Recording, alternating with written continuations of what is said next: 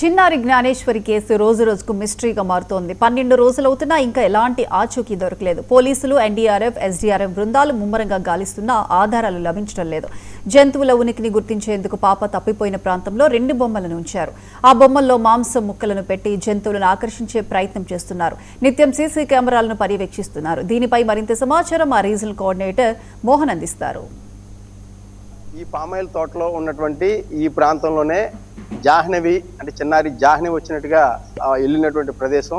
ఈ ప్రదేశంలో ఇక్కడ నుండి ఇలాగ వెళ్తుండగా ఇక్కడ ఉన్నటువంటి కంచి ఏదైతే కంచి ఉందో చూడొచ్చు మీరు. ఇక్కడ కంచి కూడా ఉంది. ఈ కంచి కాడికి వచ్చిన తర్వాత ఇక్కడికి వచ్చి పాప ఏడిస్తే అంటే తను కుక్కతో పాటు ఉన్నప్పుడు ఏడుస్తూ ఉన్నటువంటి పరిస్థితిలో ఇక్కడ కూర్చున్న సమయంలో స్థానికులు ఎవరైతే ఉన్నారో అతను వచ్చి చూసి పాప అక్కడ ఏడుస్తుందని చెప్పినప్పుడు తండ్రికి చెప్పినప్పుడు తండ్రి వచ్చే సమయానికి ఇక్కడే మిస్ అయినట్టుగా చెబుతున్నారు. అయితే ఇందుకోసం అంటే ఇక్కడ ఏ రకంగా మిస్ అయింది, ఎందుకు మిస్ అయింది అనే దాని మీద పరిశీలన చేయడం కోసం ఏదైతే మన డిపార్ట్మెంట్ ఉందో డిపార్ట్మెంట్ అంతా కూడా అధికారులంతా కూడా ఇక్కడ వన్యప్రాణులు ఏమైనా ఉన్నాయా, ఉంటే అవి ఏమైనా పాపను ఏమైనా ఎత్తుకెళ్ళి ఉంటాయా అనే దాని మీద కోణంలో ఇక్కడ పరిశీలన చేస్తున్నారు. ఇందులో భాగంగా ఇక్కడ ఇదే ప్రాంతంలో ఇదే కంచికి సంబంధించి కొంచెం ఎదరికెళ్ళిన తర్వాత మనం చూడొచ్చు, నడుద్దాం చూడొచ్చు. ఎందుకంటే ఇదంతా కూడా చాలా దట్టమైనటువంటి అడవి మీరు చూడొచ్చు. ఈ అడవి ప్రాంతంలో మనం వెళ్తున్నాం చూడండి. అడవి ప్రాంతంలో మనం వెళ్తున్న ఈ ప్రాంతంలో ఇదే కంచి. ఈ కంచి మార్గం ఉండగానే పాప వచ్చింది.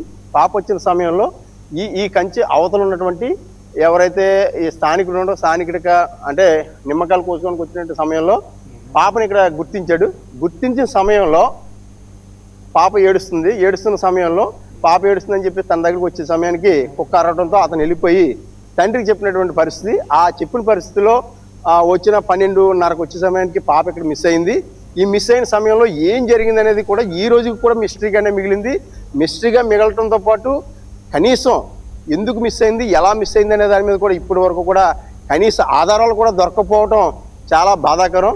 అందు గురించి అప్పుడు నిన్నటి నుంచి కూడా అంటే ఈ రోజుకి 12 రోజులు అవుతుంది. 12 రోజుల నుంచి ఇప్పటి వరకు కూడా అధికారులందరూ కూడా నిరంతరం శ్రమిస్తూ గాలింపు చర్యలు చేపడుతున్నారు. ఇటు కొండనగా కోననగా అన్నీ కూడా గాలింపు చర్యలు చేయడంతో పాటు ముఖ్యంగా ఇంకొక ప్రయత్నం కూడా వాళ్ళు ప్రారంభించారు. ఎందుకంటే ఇక్కడ ఏమైనా వన్యమృగాలు ఉన్నాయా, వన్యమృగాలు ఉంటే వాటిలో అవేమన్నా పాపని ఎత్తుకెళ్ళి ఉంటుందా అనే కోణంలో కూడా ఆలోచన చేసి ఇగో మనం చూడొచ్చు రండి. ఇక్కడ పాపకు సంబంధించి అంటే పాప ఇక్కడ మిస్ అయిందంటే ఖచ్చితంగా వన్యమృగాలు ఉండే పరిస్థితి వస్తే ఇలాగా అంటే వన్యమృగాలు ఉన్నాయా లేవా అని కనుగొనడం కోసం ఇలాగ ఒక బొమ్మని కట్టడం జరిగింది.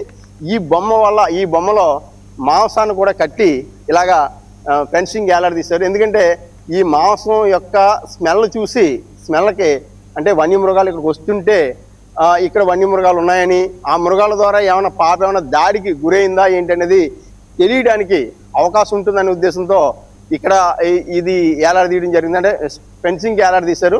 మీరు చూడొచ్చు బొమ్మను చూడండి ఎలా కట్టారో. కట్టి దాంట్లో మాంసాన్ని పెట్టారు. మాంసాన్ని పెట్టి కంచె అటువైపుకి బొమ్మను తిప్పి పెట్టారు. ఎందుకంటే మృగాలు ఏమైనా వస్తే సరిగ్గా తీసుకోవడానికి అటువైపు తిప్పి పెట్టారు.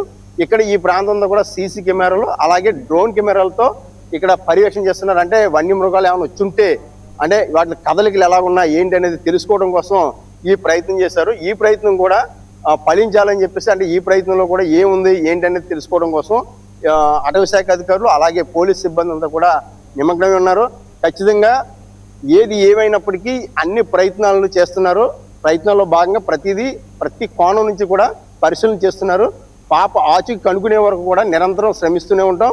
ఖచ్చితంగా పాపను అప్పు చెప్పిన తర్వాతే ఈ సర్చింగ్ ఆగుతుందని చెప్పేసి ఇప్పుడు వచ్చినటువంటి ఎవరైతే హోంమంత్రి ఉందో అనిత గారు కూడా చెప్పున్నారు. కాబట్టి ఇంకా మరింత ముందుకు సాగే విధంగా జరుగుతుంది. ఇది ఇక్కడున్న పరిస్థితి. కెమెరామెన్ వాసుతో మోహన్, 99 టీవీ రీజనల్ కోఆర్డినేటర్, ఉమ్మడి తూర్పుగోదావరి జిల్లా.